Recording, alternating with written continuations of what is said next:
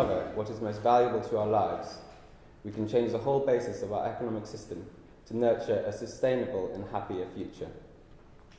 So where are we now? Let me give you some of the bare facts. If the whole world was to share the lifestyle that we have in the UK, we would need 3 planets. If we shared the lifestyle of the US, that would be 6 or 7. Biodiversity is under the enormous pressure of human life on Earth.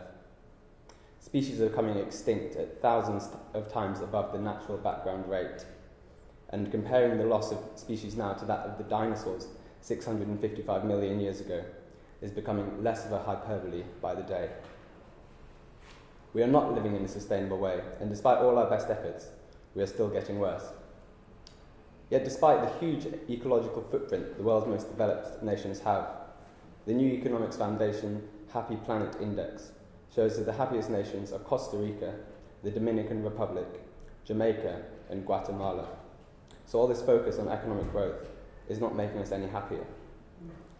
Inequality is also at staggering levels. 15 years ago, the richest 358 people in the world were better off than the bottom 45% of the world's population, which is equivalent to almost 3 billion people. Even worse, in 1998, the 3 richest billionaires own more than the GNPs of all the least developed countries in the world, and there's 600 million people. And it is no better today.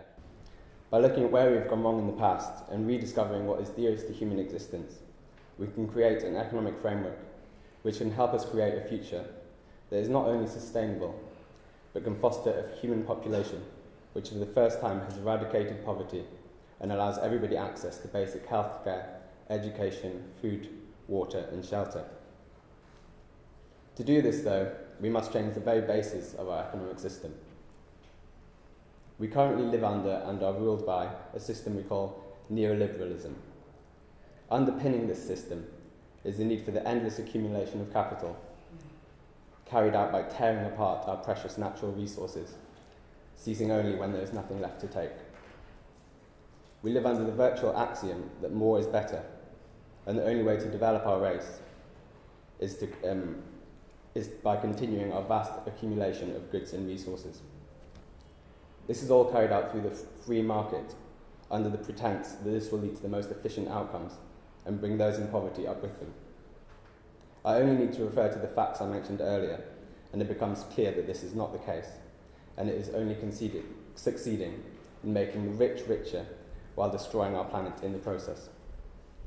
To the poorest people in the world, it must seem like a cruel joke, and it is the younger generations who must grow up knowing that the end of human history is getting closer and closer unless we can change. What we must do is completely reevaluate the way we calculate value and progress, moving away from simply a calculation in dollars towards a measure that encompasses well-being and sustainability. If we are to do this, though, we must rediscover the purpose of our lives.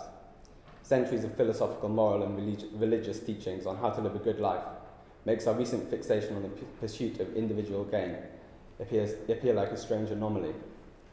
I believe that instead of focusing on our economic worth, we should be looking to maximise our well-being, and this can only be achieved if we live in a sustainable way.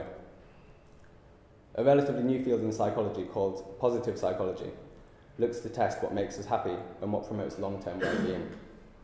The list of things which makes us happiest will probably come as a little surprise.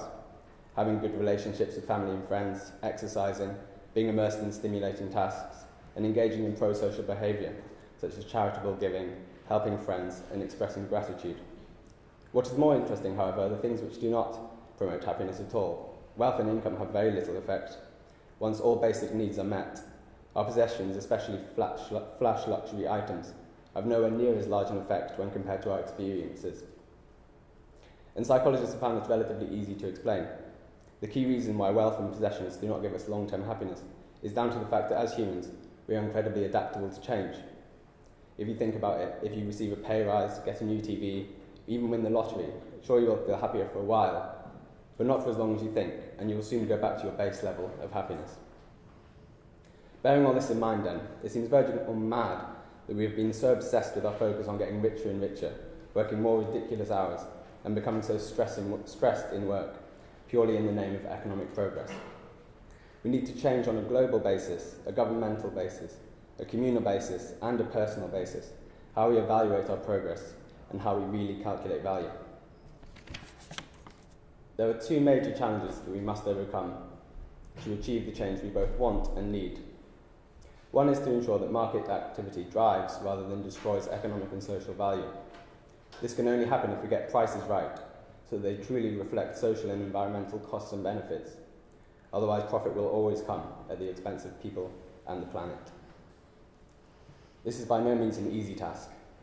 Measuring some of these externalities is incredibly difficult, but we can take great hope from the recent efforts of our government to put an accurate price on the value of nature, which hopefully will go some way to ensuring that we begin to start getting these prices right. The second challenge we face is more difficult, but by no means less necessary. We must stop the growth of our economies, even putting them into reverse. A Canadian ecological economist, Peter Victor, has done extensive work in this field, which has been very encouraging. He has found that by introducing shorter working weeks, more publicly funded infrastructure investment, and the provision of high-quality public goods, we can keep our GDP growth flat, whilst reducing carbon dioxide emissions, employment, poverty, and debt. I'm going to end my talk today with the following quote from Robert Kennedy.